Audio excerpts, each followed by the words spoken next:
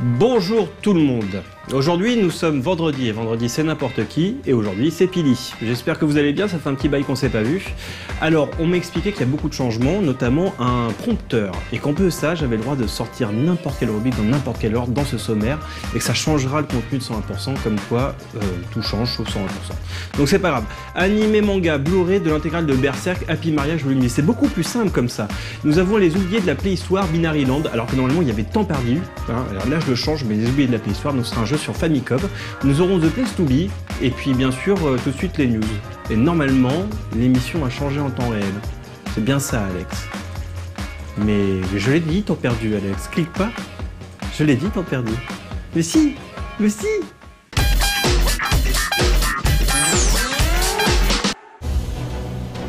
Age of Wonders est un jeu de stratégie au tour par tour sorti en 2000 dans la lignée d'un Heroes of Might and Magic. Le joueur faisait évoluer ses champions sur la carte du monde dans un mode stratégique avant de basculer en mode tactique quand un combat se déclenchait. Le jeu permettait de choisir entre 12 races aux alignements distincts, bien, neutre, maléfique. Le dernier Age of Wonders date de 2003, le studio s'étant concentré depuis sur la série de jeux d'action-aventure Overlord où vous contrôliez un seigneur du mal et ses minions. Triumph Studio revient donc à sa première licence avec un troisième âge des merveilles. Ce premier trailer nous présente les différentes classes de héros que vous pourrez incarner. Age of Wonders 3 est prévu pour la fin de l'année sur PC. And you must face it to rule the third Age of Wonders.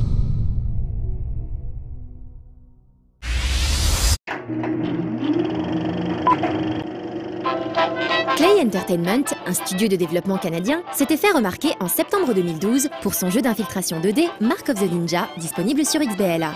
Leur nouveau projet donne plutôt dans le genre survival. Dans Don't Starve, vous incarnez Wilson, gentleman scientifique, malencontreusement propulsé dans un monde hostile après s'être fait piéger par un démon. Ici, pas d'instruction, pas de petite voix, vous devez vous prendre en main comme un grand pour essayer de survivre. Priorité absolue, ne pas mourir de faim et ne pas vous faire dévorer par la première bestiole venue. Le jeu séduit par son esthétique sombre, que l'on a de suite envie de qualifier de burtonienne. De plus, même si le jeu est encore en bêta, il est très régulièrement mis à jour. Ceux qui veulent tenter l'aventure peuvent d'ores et déjà commander le jeu pour une dizaine de dollars et rejoindre l'aventure immédiatement. Les plus patients attendront une sortie complète d'ici fin mars sur Steam et le Chrome Store. En attendant, depuis le 12 février, le jeu s'est vu doté d'une mise à jour Insanity. Avec celle-ci, en plus de veiller sur la santé et l'alimentation de votre héros, vous devrez veiller à sa santé mentale. Un petit coup de déprime la nuit dans ces contrées hostiles et c'est l'hallucination assurée. À vous de garder un mental positif pour survivre à toutes ces épreuves.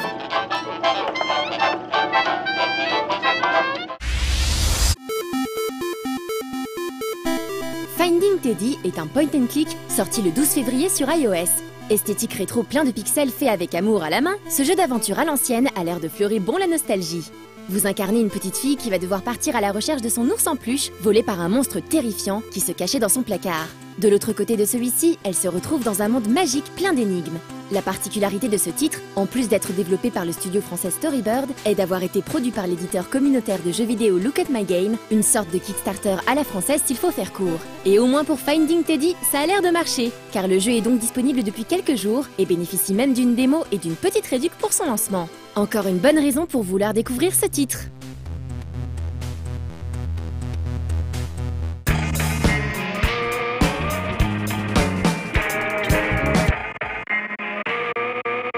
Eh ben messieurs, mesdames, je suis désolé mais j'ai pas grand chose de plus à vous dire que quand je vous ai quitté, donc c'est sans doute pour ça que je vous ai quitté. Mais en tout cas, on me dit qu'il faut que je vous présente cette boîte là, donc de Berserk pour les animés, je sais pas quoi, là excusez-moi je reprends mes vieux trucs, les animés manga, autant pour moi, Kron va me tuer, c'est sûr, et donc c'est en Blu-ray. Et en Blu-ray, ceci, cette box, l'intégrale, coûte 60 €. 60 €, sachant qu'en DVD, elle se trouve à 20 €. Alors, cette différence de prix de 40 € vaut-elle le coup? Ce sera notre ami Kron, sans doute, de nous dire. Laurine. Ah, ce sera Laurine cette fois. Ça a changé, ça aussi? Ah non, bah, ça n'a pas changé. Excuse-moi, Laurine, j'ai jamais vraiment... Bon, pardon. Autant pour moi. Donc voilà, 40 € de différence avec la version DVD. Laurine, peux-tu nous dire si cette chose en vaut le coup pour 60 €?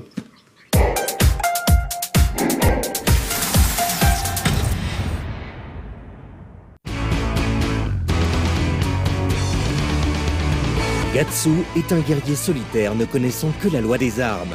Il sera cependant contraint de rejoindre la troupe du Faucon après avoir perdu en duel contre leur chef Griffiths. Mais un étrange lien va se tisser entre les deux jeunes hommes.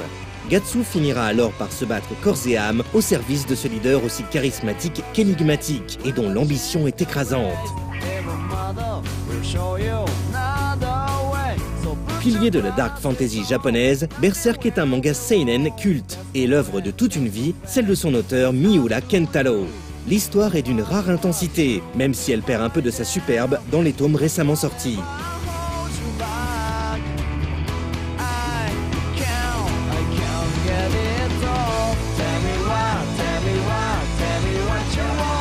En 1997, le manga a été adapté en un animé qui reprend très fidèlement l'arc narratif dit de l'âge d'or.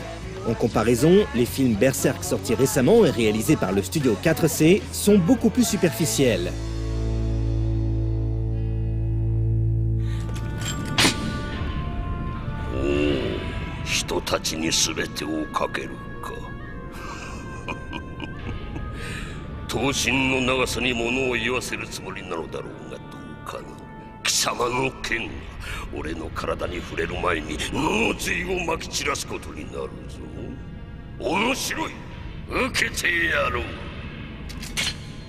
Le chara-design de cette série télé n'est pas à la hauteur du graphisme de Miura Kentaro. La violence y est aussi édulcorée, ce qui pourrait achever de rebuter les fans de l'œuvre originelle. Cependant, l'ambiance générale retranscrit plutôt bien l'essence même du manga Berserk. Plusieurs années après avoir publié cet animé en DVD, Daibex le réédite en version Blu-ray. Le passage en Full HD est saisissant par rapport à la version de 97. Cela se voit en particulier sur les gros plans. Le grain a été atténué, les traits paraissent plus fins et les couleurs ocre d'origine ont été désaturées. Voyez plutôt.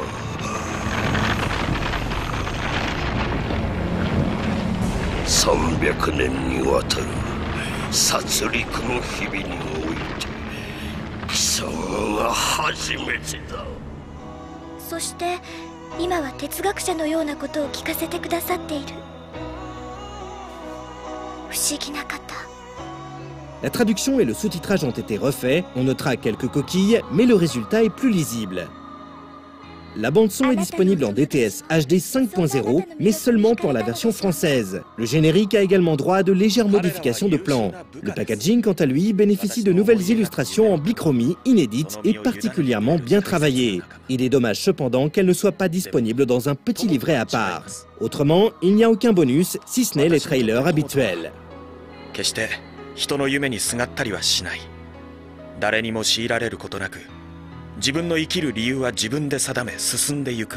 «16 ans après sa création, la série a quand même pris un petit coup de vieux. Mais les amateurs de Gatsu apprécieront de retrouver leur héros en compagnie de la troupe du Faucon.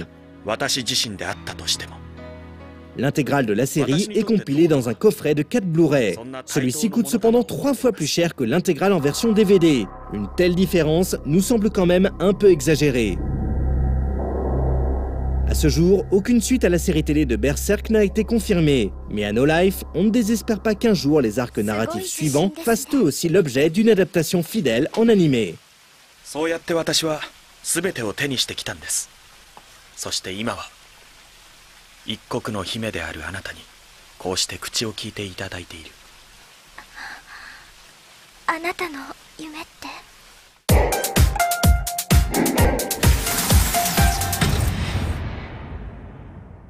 Chiwa est une jeune employée de bureau qui n'a que des problèmes avec les hommes.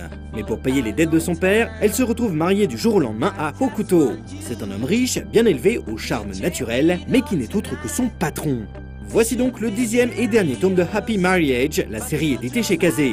Au début de celui-ci, Chiwa reçoit un coup de couteau destiné à son mari. Rongé par la culpabilité, Hokuto va disparaître pendant plusieurs mois pour vaincre ses démons une bonne fois pour toutes. L'auteur, Enjoji Maki, nous livre ici une histoire plutôt sombre et tourmentée. Malgré ses péripéties, Happy Marriage se conclura tout de même sur une happy end. Ce titre s'est avéré être un josei, un manga pour jeunes femmes, tout à fait attachant, et la qualité est au rendez-vous depuis le début. D'abord focalisé sur le jeu de séduction entre les époux, l'intrigue a vite évité l'enlisement en se recentrant sur le passé de Hokuto, ce qui n'a pas manqué d'apporter moult rebondissements.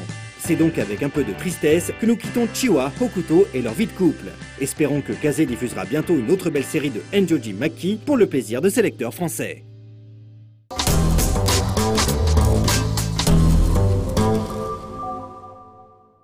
C'est parti là?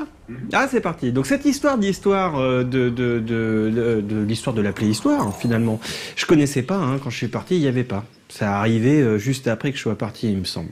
Un an après. Ou un an après, comme quoi le temps passe vite. Eh ben dis donc.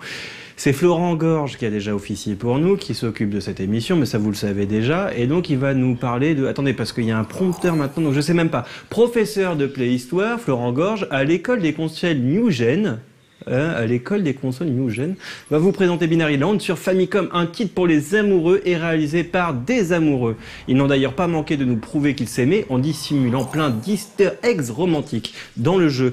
Alors, donc ça c'est le pouvoir du prompteur. Sans le prompteur, j'aurais été incapable de vous le dire. Parfait. Nous tournons aujourd'hui même le jour de la Saint-Valentin. Ce sera diffusé plus tard, mais en même temps, ça sera diffusé demain, donc le lendemain de la Saint-Valentin. Comme quoi, on est presque dans l'actu. Bravo No Life, c'est pour ça qu'on nous aime.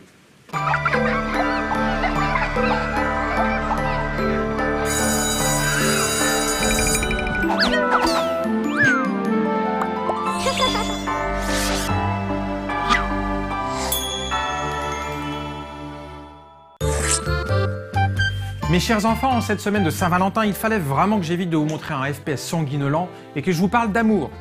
Sauf que, pour être honnête, les jeux dans lesquels on se fait des bisous sont assez rares. Mais après quelques recherches intensives, j'ai fini par vous dénicher une perle rare et aujourd'hui oubliée. Binary Land, sorti en 1985 sur Famicom de Nintendo. Bah quoi, qu'est-ce qui vous fait rire? Ah, c'est parce que la cartouche est rose? Ah, c'est sûr. Moi, si je l'avais eu à l'époque, c'est clair que je l'aurais planqué sous mon matelas pour pas que mes potes la voient. Mais bon, c'est d'amour qu'il s'agit aujourd'hui. Binary Land est un jeu d'action-réflexion édité par Hudson Soft dans les toutes premières années de la Famicom. Il est l'un des seuls titres de cette époque à mettre l'amour au centre de son gameplay. En effet, au cours des 99 niveaux que comprend le logiciel, vous contrôlerez Gouling ou Malong, deux pingouins épris l'un de l'autre et qui, pour filer un parfait amour, doivent absolument récupérer ensemble et au même moment les cœurs prisonniers à l'écran. Dit comme ça ne ressemble qu'à un énième jeu de labyrinthe. Sauf que dans Binary Land, vous dirigez les deux bestioles simultanément. Et c'est ce qui complique tout. Parce que vos deux avatars se déplaceront avec un effet miroir. Autrement dit, si vous déplacez Gouling à droite, Malong se dirigera à gauche. Et oui, c'est ça l'amour. On essaie d'aller dans la même direction, mais il y en a toujours une dans le couple qui ne fait pas comme les autres. Comment vous voulez qu'on y arrive, hein? Bon, si les niveaux étaient tous symétriques, ça ne serait pas forcément très compliqué. Mais ce n'est évidemment pas le cas. L'organisation de chaque stage vous en fera donc baver et vous avez intérêt à être sacrément amoureux si vous voulez aller jusqu'au bout du challenge. Enfin amoureux de pingouins virtuels quoi. Mais bon, vous n'allez pas vous plaindre, c'est quand même mieux que rien, non? Oui, PS3. Non, pas de plan haut de coffee à la fin des 99 niveaux. On est sur Famicom, pas dans GTA.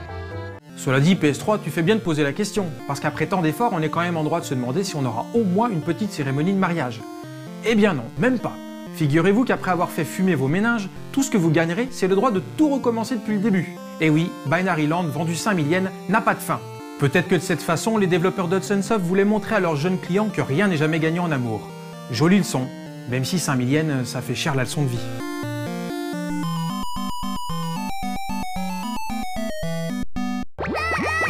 Oui, 3DS. Les musiques te disent quelque chose? C'est bien. Tu vas justement découvrir que Binary Land prône l'amour avec un grand A, et ce, jusqu'au bout. Les plus mélomanes parmi vous auront certainement reconnu que le thème principal du jeu n'est autre qu'une valse composée en 1903 par le français Erik Satie. Le nom de la composition? Je te veux. Avec ça, difficile d'être plus explicite. Sinon, lorsque les deux tourtereaux sont réunis, enfin, pingouins, c'est l'hymne à la joie de Beethoven que l'on entend. Mais ce qui a vraiment marqué les Japonais avec ce Binary Land, c'est une anecdote particulièrement émouvante. Écoutez bien. Il s'avère que dans l'équipe de développement chez Hudson Soft, deux jeunes gens nommés Kiku et Megu sont réellement tombés amoureux l'un de l'autre. L'un, Kiku était programmeur, l'autre, Megu, assistante de réalisation. Et rien que pour elle, notre jeune codeur a glissé un message caché. Pour le découvrir, il faut que deux joueurs appuient simultanément sur les boutons A et B des deux joypads. Et là, vous verrez apparaître la mention Kiku, Megu, Love Story. Mieux encore, le facétieux programmeur, visiblement transi, ne s'est pas contenté d'afficher son amour seulement dans Binary Land. En effet, la même année, Kiku et Megu ont planché sur le titre d'action Challenger. Or, au stage 2, quand vous entrez une commande secrète assez complexe avec les boutons A et B de votre manette, un écran indiquant à nouveau Kiku, Megu, Love Story apparaît. Si c'est pas de l'amour fou, ça. Oui, ou une question? La commande secrète?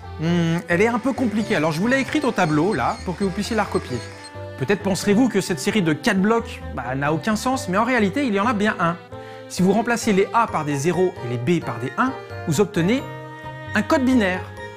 Or, si vous traduisez ces nombres en code ASCII, vous obtenez 4 lettres, L-O-V-E. Oui, love. Ah, c'est beau l'amour. Mais le plus beau reste à venir. En effet, quelques semaines plus tard, les deux jeunes se sont mariés et en hommage à cette belle histoire, Hudson Soft a offert à tous les invités présents à la cérémonie une version collector de Binary Land, présentée dans une cartouche dorée. Seuls 300 exemplaires existent à ce jour, donc inutile de vous dire qu'ils sont ultra collector. D'ailleurs, cette cartouche a récemment été estimée à 400 000 yens, c'est-à-dire environ 4000 €. Ah et puis, si, pardon, j'avais oublié de vous dire, mais il y a quand même une astuce un petit peu rigolote que notre ami Kikou s'est amusé à coder.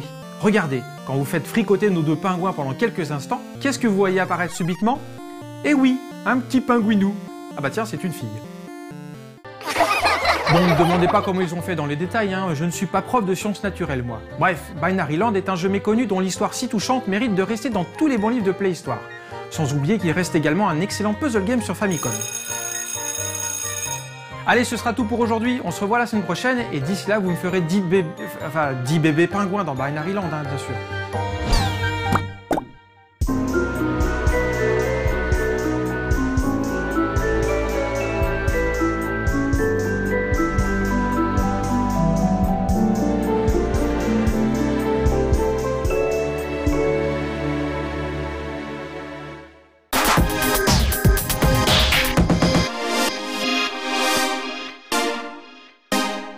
The Place to Be, encore une émission nouvelle comme quoi il s'en passe du changement. Et oui, la vie ne s'arrête pas lorsqu'on quitte le navire vogue encore. Je dirais que je ressemble à Benoît maintenant. Bon, c'est pas grave, The Place to Be. Donc The Place to Be, c'est forcément Mehdi qui vous présente les endroits où il fallait être et où il faudra être dans le futur, forcément. Et aujourd'hui, c'est sur l'exposition Visage du Monde. Bon, je croyais que c'était une peinture. Ah non, ça n'a rien à voir. C'est tout? Ah, c'est pas tout. Qu'est-ce que tu veux que je te raconte d'autre? Je sais pas, t'as pas quelque chose à nous raconter Si, je trouve ça particulièrement étrange que les geeks en 2013 aient décidé de sortir, mais ça va être comme les zombies, donc sortez bien, mes amis les geeks.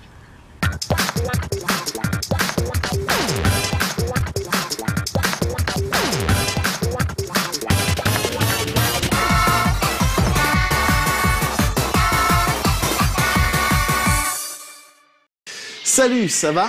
Bienvenue dans The Place to Be. T'es en ce moment même en train de lire le dernier tome du Trône de Fer et t'as fini par t'attacher à certains personnages. Mauvais move. Et alors pendant que tu te demandes qui va claquer, entre nous tu ferais mieux de te demander qui va rester, moi je vais te filer les bons plans à venir. Mais avant toute chose, on va aller faire un tour du côté de Cergy pour cette expo sur les arts numériques. À toi Médoc.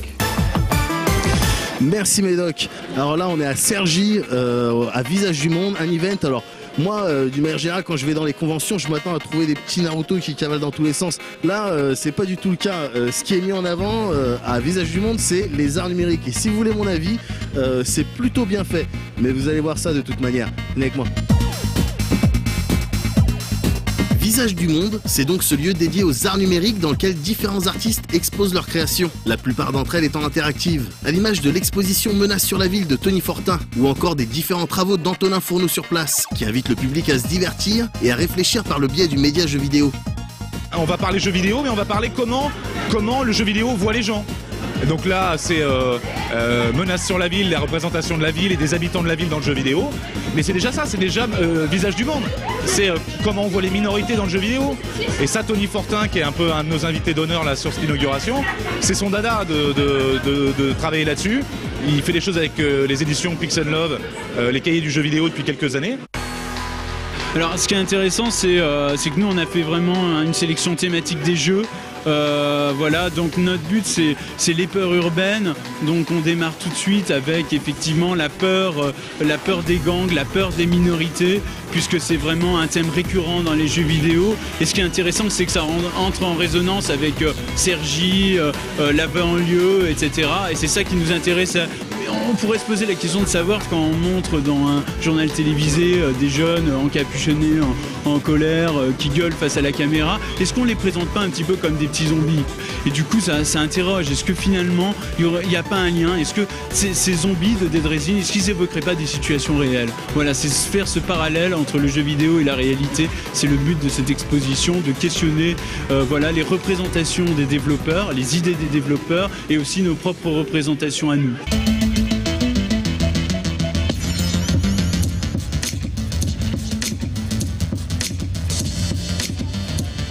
Il y a un type qui s'appelle Antonin Fourneau, qui est un mec qui était étudiant aux Beaux-Arts à Aix-en-Provence. Et ce type est passionné de jeux vidéo en fait. Donc il a travaillé à Aix avec un prof américain qui s'appelle Douglas Edric Stanley, qui est un mec qui est une des pointures en interaction artistique, quoi. Immédiatement il s'est mis à hacker des consoles, donc à trifouiller les circuits imprimés, à prendre le signal, le bousiller, etc. Et donc là par exemple il nous présente Ygor, qui est un Pac-Man 8 joueurs. Les gens jouent à plusieurs à Pac-Man en même temps, donc il faut communiquer ensemble, parce que normalement Pac-Man on y joue tout seul. Là qu'est-ce qui se passe quand on est 8 en même temps à contrôler le même Pac-Man? Et après Xavier Gérard, donc qui est la direction artistique de ce lieu-là, que j'avais rencontré avant, il y a à Beauvais, dans son petit espace, qui était déjà très jeu vidéo, m'a proposé de faire une playlist jeux, un peu tous les jeux que j'ai croisés lors de mon enfance, des jeux qui sont des références artistiques aussi pour moi, et de mixer ça avec des pièces que j'ai fait, telles que le Ghostpad. Le Ghostpad, c'est une manette, mais qui n'a pas d'écran, qui n'a pas besoin des joueurs, et qui joue toute seule pour elle-même. Il y a une super install qui est un peu moins jeu vidéo, mais qui est bluffante techniquement. Ça s'appelle Waterlight Graffiti.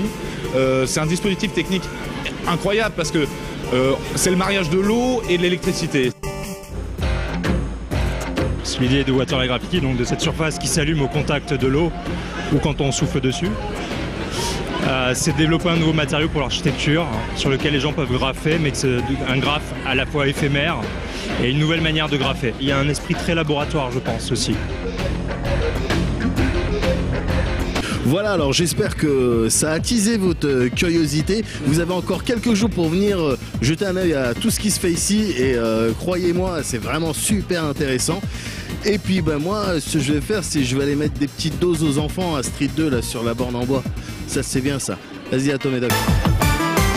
Le 16 et le 17 février à Palavas, t'as le salon de la maquette. Alors je crois qu'il y en a certains qui sont dans ce délire. Bon là en l'occurrence, je crois pas qu'il y ait des figurines Warhammer à peindre ou des trucs comme ça. Mais très certainement qu'il y a des petits avions ou des petits bateaux. Bref, chacun ses déviances. Le 17 février, dans le bar Les Idiots, dans le 11e à Paris, t'as un tournoi de Bomberman. Ça se déroulera sur la map 1 de Super Bomberman 2 sur Super NES. Et c'est l'occasion de montrer tes skills si t'en as. En revanche, si t'es un touriste, reste chez toi parce que j'imagine que les mecs là-bas, ils rigolent pas. Ils sont pas venus pour faire du street pass, quoi. Le 19 et le 20 février, enfin, t'as la deuxième édition de Japanant avec les jeux, les aventures et tout et tout. Donc Japanant le 19 et le 20 février et j'imagine que ça se passe à Nantes. J'espère en tout cas parce qu'autrement les mecs ils ont déconné sur le nom. Voilà, c'est tout pour cette semaine. Encore une fois, n'hésitez pas à nous faire part de vos initiatives là où ça va bien. Et puis nous, on se retrouve coolement la semaine prochaine pour d'autres bons plans.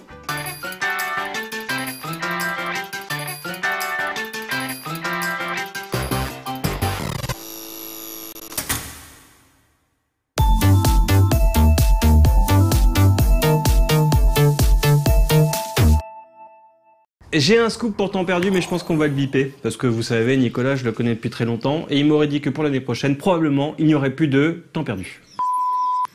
Alors, comment on va le biper, ce truc-là? Je vous déçois. Est-ce que c'est vrai? Est-ce que c'est pas vrai?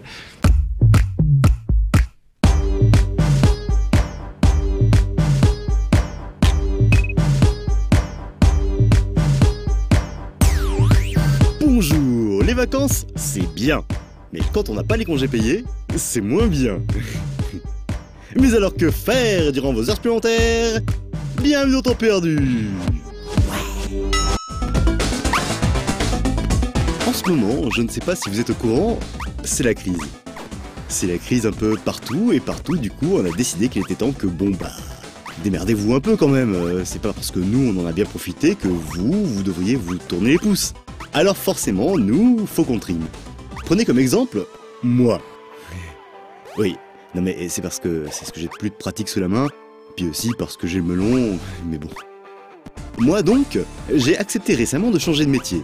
D'une part parce qu'il n'y avait que ça, puis d'autre part parce qu'on m'a bien expliqué que monteur dans l'audiovisuel et sauteur de plateforme, pas plombier, c'était à 2-3 détails près la même chose. Et effectivement, comme vous pouvez le voir sur ces images au début, je m'en sortais pas trop mal, jusqu'au jour où j'ai touché du rouge. Et allez savoir pourquoi, le gros monsieur il m'a dit qu'ici on touche pas le rouge, c'est pas bien, et que j'allais devoir changer de métier. J'ai eu beau lui dire que c'était pas mon métier justement, ça ne l'a pas empêché de devenir tout rouge lui aussi et de dire qu'il préférait travailler avec des verts, ce à quoi j'ai rétorqué que rouge et vert ça faisait pas toujours du rose. C'est donc quand il est devenu bleu que j'ai compris qu'il allait falloir que je trouve un autre moyen de payer ma chambre de bonne à 2000 €. En même temps, sur le coup, j'ai pas vraiment regretté, parce que de toute façon, j'ai toujours préféré le gris, et puis aussi parce que j'avais toujours rêvé d'aller dans l'espace, parce que c'est cool. En plus, dans mon vaisseau à boulettes, je me sentais quand même vachement mieux. J'appuyais de temps en temps sur des boutons, j'évitais des trucs, et surtout, je ramassais plein de sous avec mon aimant, car c'est bien connu, il y a toujours plein de pièces et de bonus quand on tire sur un vaisseau adverse. Ce que je ne savais pas par contre, c'est que tout ce que je gagnais, c'était pas pour moi. Non, non. Alors forcément, pour renforcer mon pouvoir d'achat en berne, comme on dit chez les gens riches, j'ai bien compris qu'il fallait que très vite je trouve un second boulot. Et comme les boulots de nuit ne courent pas les rues, je me suis dit que je pouvais faire des courses de nuit, justement. Et hop, me voilà taxi. Alors au début c'était super, je pouvais faire la gueule à mes clients, leur faire 3 fois le tour de la ville pour avoir le temps de leur raconter mes mésaventures amoureuses, m'arrêter comme ça 2 secondes pour que des jeunes fassent un 100 mètres pour me rejoindre et me casser juste avant qu'ils me rejoignent. Et puis que, oh là là, comment qu'ils vont faire le gros et la grosse pour nous sortir de la crise et que c'était mieux avec le petit tout sec. J'avais enfin atteint mon idéal parisien. Mais au bout d'un moment, j'ai eu cette impression super étrange et pénétrante, et ça, croyez-moi, ça fait mal, que je tournais en rond. Je brûlais l'asphalte chaque soir, tentant vainement de piquer des clients à mes collègues, tel un chevalier des temps modernes, dont le clignotant serait constamment bloqué à gauche. Et ça m'a rappelé l'histoire d'un vieil ami à moi, Monsieur Willy, qui, à force de travailler, rouler dans les embouteillages, retravailler, draguer des filles trop belles pour lui, et surtout assez belles pour les autres, un jour, Monsieur Willy, il a craqué. Il a commencé à foutre le feu partout, à griller les péages, et donc, tout simplement, à péter un plomb, ou une durite, j'ai jamais su. C'est là que j'ai compris qu'il fallait faire une pause, une longue pause. Une pause de 400 ans. Je me suis enterré au milieu de rien, parce que c'était plus calme, et j'ai commencé à faire ce que je sais faire le mieux, rien. Bon, alors vous imaginez bien qu'en 400 ans, il y aura toujours quelqu'un pour venir vous empêcher de glandouiller tranquille, hein, comme un oracle qui passe par là, qui vous dit que dans 400 ans, justement, c'est la fin du monde. Et on a beau savoir que les histoires d'un cas et tout le tremblement, c'est n'importe quoi, on est humain et donc naturellement crédule, voire complètement con. Du coup, j'ai commencé à faire des trucs, mais à mon rythme. Et puis, remarquez ce qui est pratique quand on prend son temps, c'est qu'on peut voir des arbres pousser pour vous aider à monter une falaise, qu'on peut voir super rapidement, lentement, l'hiver succéder au printemps, etc. Du coup, j'ai fait le job, mais tranquille, pépère, quoi. Et puis, au bout de 400 ans, j'ai pu vérifier une théorie à moi que j'aime bien. On est assez bête pour recommencer encore et toujours les mêmes bêtises, gueule de bois ou pas. Preuve en est que, lorsque je me suis enfin décidé de sortir de ma super activité léthargique, on était revenu à l'Empire romain. Et même qu'il y avait encore César qui se pavanait en tongs ici et là, distribuant suivant son bon vouloir les bons et les mauvais points. Mais au moins, on avait l'impression qu'il était drôle. Et du coup, je me suis mis à l'observer, hilar, en rêvant d'un avenir pas forcément meilleur, mais où l'on aurait peut-être enfin le temps de prendre son temps. Et ça, croyez-le ou non, ça tombe super bien vu qu'il faudrait quand même à ne pas oublier que... pour gagner plus, jouer plus.